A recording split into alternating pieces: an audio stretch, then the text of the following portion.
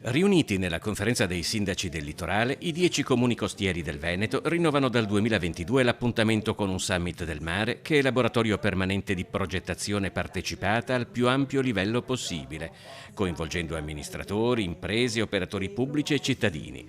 La quarta edizione del summit punta sui giovani e sulla sostenibilità. La sostenibilità sociale, ambientale, economica vista con l'occhio del giovane che si approccia al lavoro, che cerca una soluzione abitativa e quindi in sostanza dalla parte dei giovani cerchiamo di fare sostenibilità vera. Con oltre 25 milioni di presenze turistiche annuali, il litorale veneziano rappresenta il principale polo turistico d'Italia. Si tratta di un patrimonio che va sviluppato anche verso le esigenze lavorative delle nuove generazioni. Cercando di creare le condizioni affinché i ragazzi possano vedere in un'opportunità questo tipo di lavoro, e lo si può fare creando anche maggiori professionalità.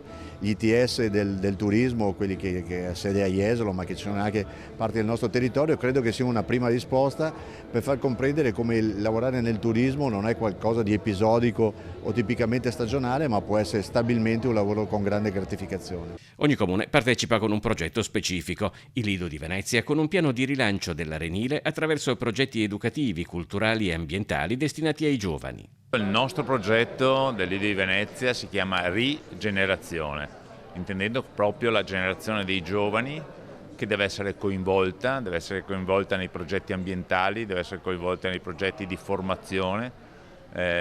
Dobbiamo recuperare i giovani anche per aiutare il settore balneare, quindi coinvolgerli anche nella gestione della parte balneare. I temi sono i più vari. Se ad esempio a Bibione si promuoverà la sicurezza balneare per sensibilizzare alle professioni del soccorso, ad Eraclea il tema è culinario, promuovendo la filiera corta, l'imprenditoria giovanile e l'integrazione tra agricoltura e turismo. Verranno coinvolti i giovani e quindi c'è quell'aspetto sociale per farli appassionare non solo al nostro ambiente ma anche al mondo del lavoro e dare delle opportunità, e poi anche per fargli conoscere quello che è il turismo, perché il turista quando viene a Eraclea potrà proprio ordinare il piatto da loro ideato che vorremmo rimanesse sui piatti dei ristoranti 365 giorni all'anno.